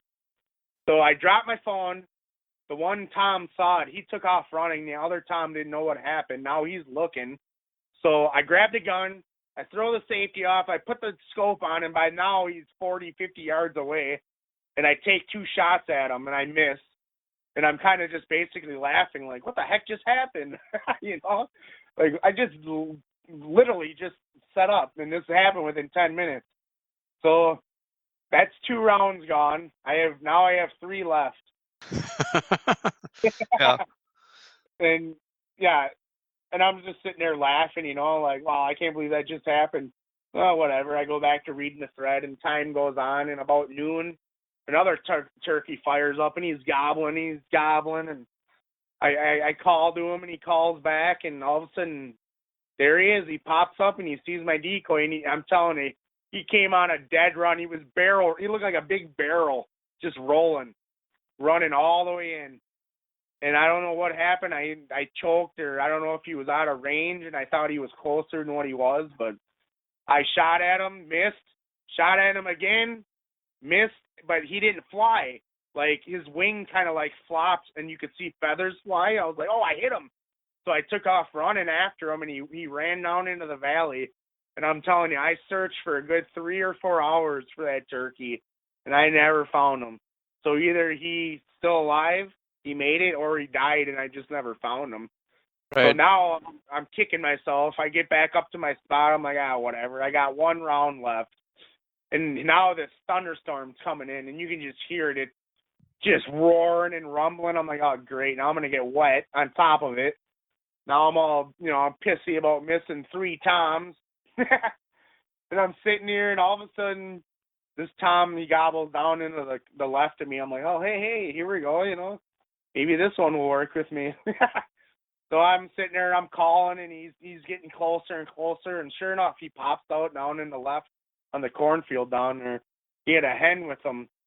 They made their way up in front of me, and the hen, she stayed back, and when they got up to the top, he finally seen my decoy. The hen stayed back there, and the tom, he worked his way all the way to me. I'm like, oh, yeah, here we go. Yeah, I'm already thinking how I'm going to cook this baby. And I was thinking, you ain't missing this one. So he comes in, and for some reason, he decides to turn around, and he goes all the way back, another 300 yards back to the tent. I'm thinking, oh, no, it's all over. He was coming in, and now, he's leaving, and the thunderstorm's coming in, and, oh, man, now I'm really just pissing and moaning, and all kinds of swear words, I'm sure, were coming out. And all of a sudden, the hen, she starts coming back. I'm like, all right, well, maybe I got a chance. Right. The hen, she went down below the field because there was like a little rise in the field. I couldn't see her, but he took the high part of the field and worked his way right to me. And it was just a matter of time. He got so close, and he committed, and he started coming in. I'm like, all right, you're done. I let him come in all the way to the decoys this time, and I laid him over. And I ran over there, and it turned out to actually be a double bearder. So, and then that next year, I actually killed another double bearder in the same exact spot. So I think it has something to do with the genetics around there. Yeah, that makes sense. I think I've heard that before, where people shoot multi-beard turkeys in the same areas, and typically attributed to genetics or even certain nutrition factors as well. Right, yeah, and that reminds me, my buddy, he got a triple bearder in the same exact area just a few seasons earlier, and was another really good, memorable hunt because that's when I really started getting serious about turkey hunting, and he kind of just laughed at me, like, "Oh, we ain't gonna get nothing," you know. And I had them all figured out over there. I had a couple toms located. We went up there. I killed my bird opening morning. We went back. We dressed my bird out. We had breakfast. I was like, "Well, let's go. Let's go get yours." And he's kind of just laughing, like, "Yeah, right. It ain't gonna happen like this." I'm like, "Anything can happen, dude." So we get up there. We park my truck. It was within 10 minutes. All of a sudden, this Tom, he fires up down in the valley. I was like, "See?" I was like, "Get your stuff. Let's go." He's like, "What do you mean?" I was like, "Come on, let's go." So we were in such a rush. I forgot my hat. He forgot his mask, but I brought my face mask. So literally, when we got down in there, from the time when we left the truck from where the turkey first gobbled, we ran across this field, got down into the valley, set up. He was already coming down the other side. He gave me his hat. I gave him my mask. We kind of switched out because I had the camera to block my face. Right, right. He wanted the mask, and yeah, that turkey came down. It was a triple bearder. That was his first turkey. His first turkey was a triple bearder. That was a good season. I'll remember that for a long time. And nice. yeah, I pretty much, well, hopefully if I come up and hunt with you, that same type of situation will happen. Well, we don't have that property anymore, so that's probably not going to happen, unfortunately. We'll just have to find a triple bearder somewhere else. Oh yeah, they're around. And actually, thanks for reminding me. His second turkey, get this, his second turkey was from the Kettle Moraine, and guess how many beards that one had? 3. Nice. He killed 2 triple bearders, and I killed 2 double bearders. And there's a guy I know at work that's been hunting for 50 years, and he is yet to kill a double bearder or even see one. I mean, I don't know, it's just luck, I guess, but just think, his first turkey was a triple bearder, and his second was a triple bearder. Sure. What are the odds? Yeah, well, you could say beginner's luck, or now it'll be interesting to see what he ends up getting from here on out. Well, he shot a couple more toms since then, but they haven't been double or triple bearders. I mean, I think it's just luck, really. Yeah. Nobody really. I mean, there was 4 toms that came in. He could have killed any one of those toms, and it wouldn't have been a triple bearder. It was just he got lucky and he shot the one that was a triple bearder. Right. Right. So yeah, that's pretty cool. I mean, I got so many stories. I could sit here for an hour. I killed 14 toms in the past 4 seasons, and that's not even including my family or friends. I mean, well, that's another good point or thing I wanted to bring up with you. I know that you cook a lot of different wild game. You like to cook and your fish, your venison. I mean, what's your preferred thing to do with turkey? Well, since I get so many, I like to breast them out. Otherwise, lately I've been getting into smoking them. I'll take the whole bird in up the Campbell Sport here. They got a pretty good business up there. They do really good smoke jobs on them. And then otherwise, I'll give them to family members. I give them to my grandparents or people at work or my mom, Or for the most part, I'm breasting them out and I wrap them in bacon. I'll throw them on the grill or put them in the oven or I'll smoke them. I like a lot of smoked food, so most of the time I'm probably going to be smoking them, especially the breast and the legs. So, like tomorrow, I got 3 corned beef going on the smoker. Oh yeah, it'll be good. Nice. I mean, yeah, when you kill that many turkeys, after a while it just gets to be too much to be plucking all the feathers, and you may as well just breast them and take the legs. You know what I'm saying? Yeah, yeah. The guys might get on me about that, but it's just the way it is. Right. Right. I guess what else would you want to tell some new people getting into this? I mean, and definitely for the new hunters, just be mobile, just keep moving. There's so many times where I see the same hunter in the same field every morning. I'll go talk to him and be like, well, you seeing anything? Nope. You hearing anything? Not really. Now, I try to tell these guys I run into, I see you in the same field every day. You should, switch it up once. Move around. There's 30,000 acres out there. If you can't find a turkey in 30,000 acres, you might as well just stay home. Honestly, I mean, I see it time and time again, the same truck parked in the same spot every year. It's the same people. And, I don't know if they just don't get it or they're lazy or they're just waiting for a miracle to happen. But I make my luck, I create my own luck by going out, scouting heavily, driving, listening, roosting. You put all that stuff together. The more of that you do, the better your chances of getting on any really public land turkey. It's just like deer hunting. Yeah. It's all scouting. More scouting you can do, the better.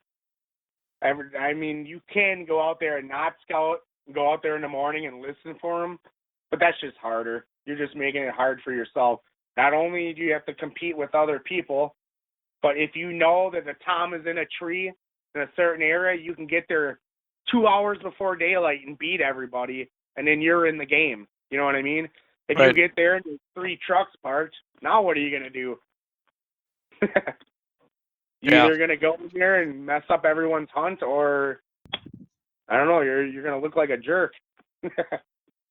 Yeah, it sounds to me, obviously you're where you said you're making your own luck, but getting out there and scouting a significant amount of time like you do day after day leading up to that opening season, you're building a lot of data that's going to allow you to switch it up and move on these birds, which seems to be very important. Like, as soon as this podcast is done, I'm probably going to go for another drive and see if I can, see what I see what's in what field, stuff like that. I know right now they're in a lot of cornfields because a lot of that snow is melting, and wherever it's not flooded, I noticed this one field all winter long, the guy's been spreading manure, and I kind of call that the honey wagon. It's pretty comical. Actually, in western Wisconsin, it was like a dinner bell. They would be out feeding as soon as they heard that tractor fire up. It was a visual thing or a hearing thing. They would go right to that field because they know the honey wagon's coming. And what I mean by that is it's the good stuff. You got all that, the corn and stuff that doesn't get digested. You get bugs. There's different bugs. All types. They like that. I don't know what it's in there, but they're in there eating it, and they like that when the manure is spread. That's for sure. The honey wagon. Yeah, I think there must be a field out in some of the areas in Erin where I go out to, because I've seen as many as probably 40 birds on this field on a regular basis in this one particular spot. And I know the guy's got, he's got a large cornfield that kind of surrounds his property, and in that one particular area, I don't know if they've got manure or something that just concentrates there, but those birds are always there. Yeah, it's got to be what he's either putting manure or it's either the fertilizer. It's something there that they like. Yeah. A lot of times when they throw that manure down, it gets washed away, and what's left is corn and the stuff that's not digested, and that's what they're going after. Yeah, that makes sense. Yeah. Like right now, they're in the cornfields, and I noticed that wherever there was a high population of acorn crops, like last fall, they like to focus on those areas too. You'll see them, and there'll be a lot of scratching in there wherever there's high acorn crops. Yeah. Just for some reason, they seem to find them. Yeah, that's an interesting point too. I think, do we discuss, I know you talked about the different sign that you might see in specific areas.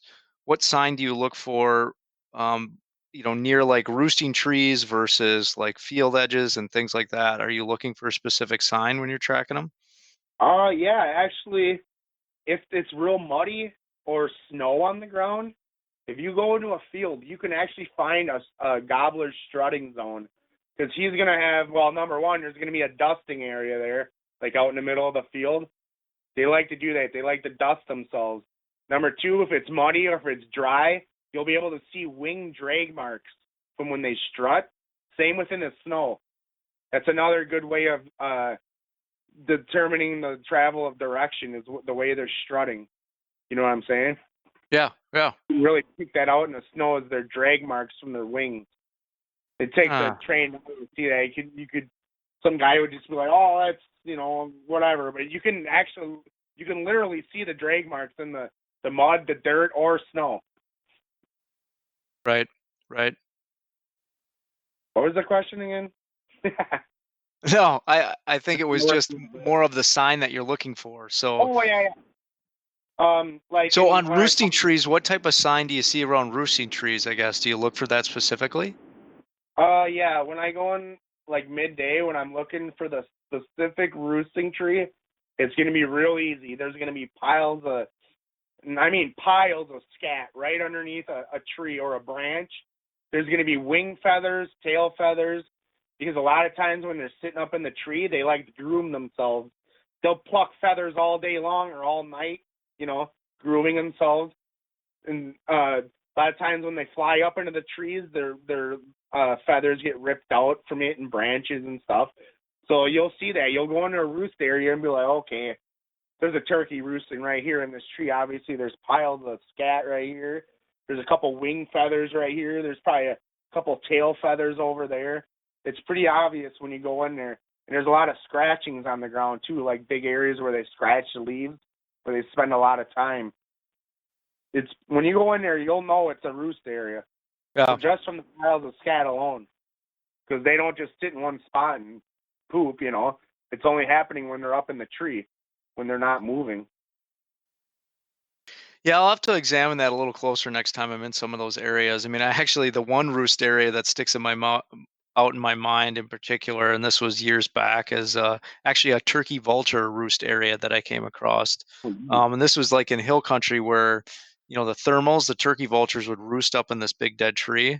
And I remember coming across that when I was tracking a deer, and it was like you were walking into a dead zone. I mean, the smell of the ammonia because of all the poop, because there was probably 20 to 30 turkey vultures that would roost up on this tree because it was on the side of a ridge line that was near the Wisconsin River. So they had all those warm thermals that they'd glide around in there. But there was like, it was just ominous because of all this scat that was everywhere below the tree and that smell. And obviously turkey vultures are scavengers. So, yeah, it was interesting. Right. I was going to say something, but I forgot what I was going to say. So much on my mind to talk for hours. Yeah, I guess I think that covers all our topics that we got here. I don't know if you want to finish it out with a couple more owl calls. Those are always cool. Yeah, let's see. I'm pretty sure we pretty much covered everything for the most part. I mean, for the most part, conclusion is for the new public land hunters is just get out there, scout as much as you can, map the stuff out, write it down. You're going to see patterns, and those patterns are pretty, they stick to those patterns. You'll be surprised on how much they don't move from their roosting areas. And even as the season goes on, you'd be surprised at how much they stay in that area. It'll just vary. But, yeah, scouting, you're going to have to, if you're hunting public, be prepared to walk. I mean, you can sit in one spot all day long, every day of your season, but you're probably not going to get lucky. Yeah, you're not going to have as much action. Right. You're making a lot of your action off of getting up and moving, and then no one trying to figure out where they're moving to. Oh yeah, for sure. I mean, it's just like deer hunting. The more mobile you are, the better. And in my instance, I just call less. The more active, mobile you are, and the less you're calling, probably better your odds. And the Yep. more that you can get better at roosting and the time zones on that, I mean, that's half the battle. Is if you know where a turkey is for the next morning, that's half the hunt right there. You know what I mean? After you Right. find, you basically just have to figure out how to get in on him, and the other half of it is just the luck of him pitching down to you. I mean, but yeah, I guess we can wrap it up. I got a couple owl hooters I can do here. I mean, yeah, for the most part, when I go out hooting, it's just, I wish I could have found my pack before this. I would have had my coyote howler too. But, for the main part, you hit them with the... That's so cool. That's a really good one. And, oh, man, it's pretty funny. You hear some of these guys, they do try hooting and stuff in the morning, and, oh, man, do they sound horrible. I mean, I don't want to talk down on them, but I started there myself, but you'd be surprised at how many of these guys, they try calling, and you wonder why they don't get responses. I mean, it's all practice. You just got to practice the calling. I used to sit there and call all day. My mom would she would get sick of it. She ended up hiding my calls on me. I would just sit there and practice and practice and practice, and you can ask a lot of my buddies. I'm one of the best owl hooters they've ever heard. And it's all about the tone and like let's see, it's hard to explain. It's like a lot of guys, they try to do it all in one thing. It's all like this. Like, can you hear the different levels of the sound? Yep. Yeah, a lot of guys just try to go like that. It's like, no, you can't do that. You gotta. When you sound like a rooster, a little almost. Yeah, exactly. You gotta have that difference in the level and the frequency. You gotta just be like. See how I dropped it down at the end there? Yep. Yeah, see that those little subtle drops and the changes in the calling is what matters. Anybody can go out there and sound like a goose. But probably a lot of that has to do, like you said, if you get out there in the evenings, and you're listening to a lot of owls and listen to how they call and how they're using their patterns. I really sit there and I tell it to a lot of my buddies and family members. I'll be like, did you hear that? And they'll be like, no, I didn't hear. But listen, did you hear that owl over there? Listen to what he's doing and how and when the gobbler is gobbling to him. They only do it on certain calls. Right. And that's what you have to clue in on. Same with crows too. There's certain like the caws that they do. They don't all strike them. There's certain things that they gobble to. If you pay attention to those little things and you mimic it, you'll get a lot more responses. But it's all about that tone and the levels. It's like this.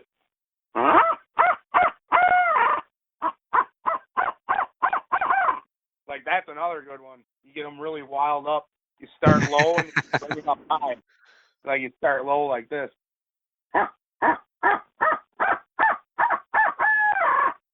Just like that, Different levels of the volume. That's what's going to get them the strike back at you.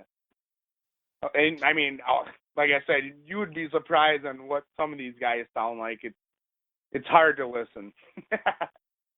And it's like any piece in your arsenal. You got to practice it. You got to refine it.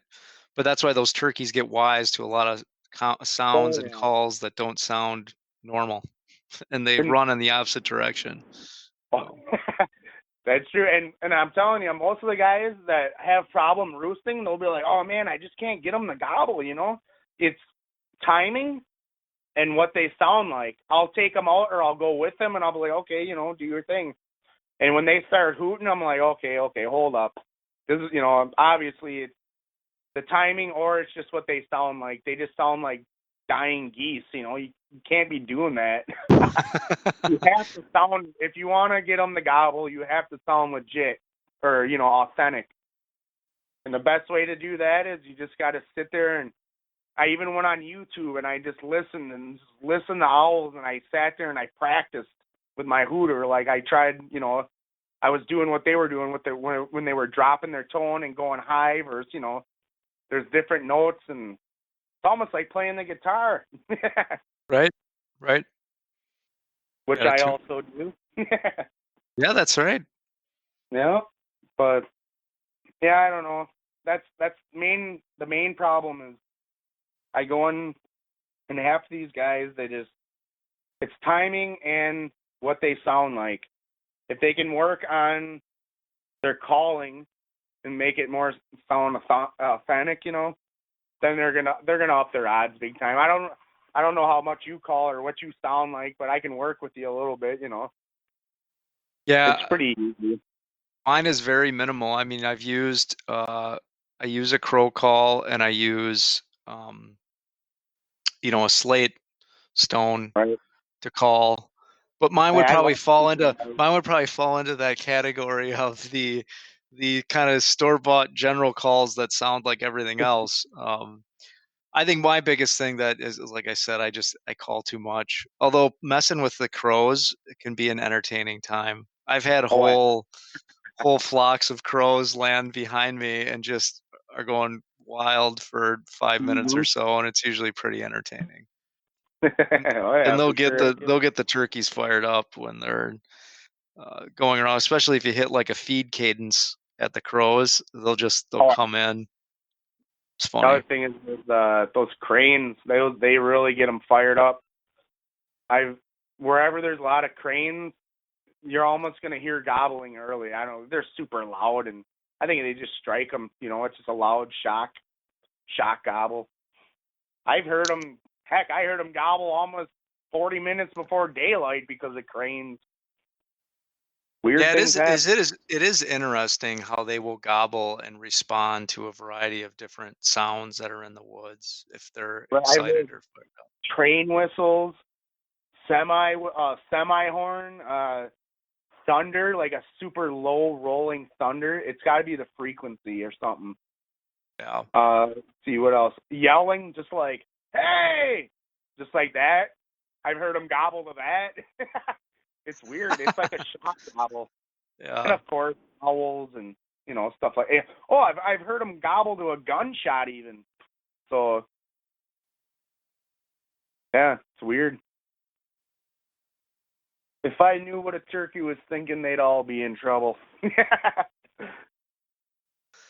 Well, Tyler, I think this is a good amount of information. I appreciate you coming on again. And if anyone has questions or comments, I mean, we'll get this posted out on the Beast. You can definitely post questions to Tyler there, or post them to the Facebook group, the Hunting Beast Facebook group. And Tyler, I'm sure will be more than happy to answer your questions. That concludes today's podcast episode. Please go to thehuntingbeast.com to post any discussions, questions, or comments regarding today's podcast episode.